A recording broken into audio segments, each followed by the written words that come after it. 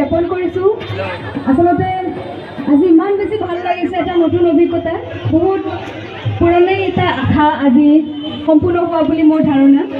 ইমান বেছি উৎসাহ উদ্দীপনা আপোনালোকৰ মাজত দেখি খুব বেছি ভাল লাগিছে আৰু আজি অনুষ্ঠানটো লগত জড়িত হ'বলৈ পাই মই নিজকে খুব সুখী অনুভৱ কৰিছোঁ।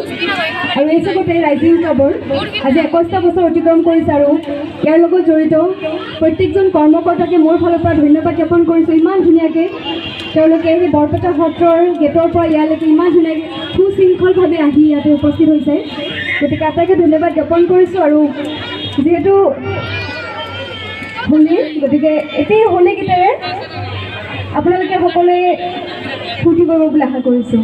এবাৰ সকলোৱে একেলগে ক'ব, কৈলা বাবা কি, কৈলা বাবা কি, কৈলা বাবা কি। ধন্যবাদ। Hello' hello' hello'.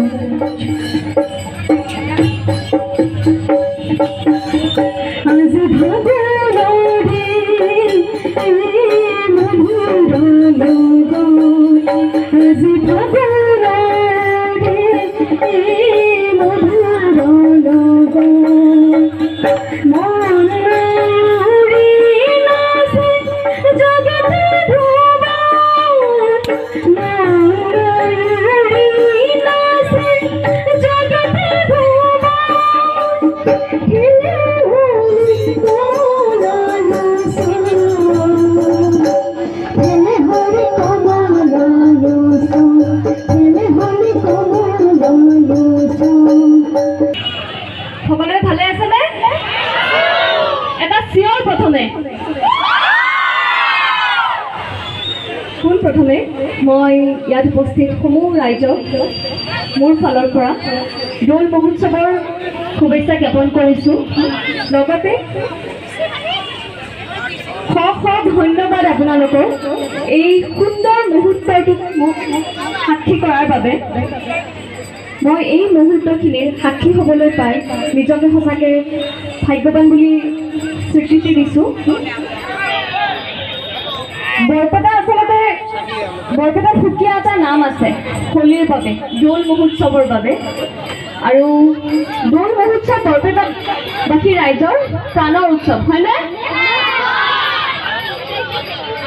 খুব ভাল লাগিছে আপোনালোকে ইমান ধুনীয়াকৈ এই অনুষ্ঠানটিত অংশগ্ৰহণ কৰিছে, সঁচাকৈ ভাল লাগিছে। আৰু সকলোৰে ইমান জোচ দেখি আৰু বেছি ভাল লাগিছে। আজি আচলতে গম পাইছোঁ বৰপেটাবাসী ৰাইজৰ কিমান জোচ, গতিকে আকৌ এবাৰ চিঞৰ এটা হ'ব লাগে। আৰু মোক সকলোৱে চিনি পাইছে চাগে, নিশ্চয় পাইছেনে? খুৰীসকলে বেছি ভালকৈ পাইছে। খুব কান্দিছে হয় না মোৰ লগত চিৰিয়েল চাই? মই আপোনালোকে চিনি পায়, তথাপিও মই মোৰ নিজৰ পৰিচয়টো দিছোঁ। মোৰ নাম ময়ূৰী গৌতম।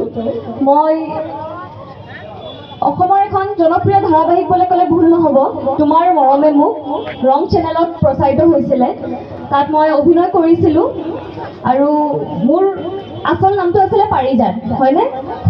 গতিকে সকলোৱে মোক পাৰিজাত বুলিয়ে জানে, খুব বেছিভাগ অংশ মানুহে।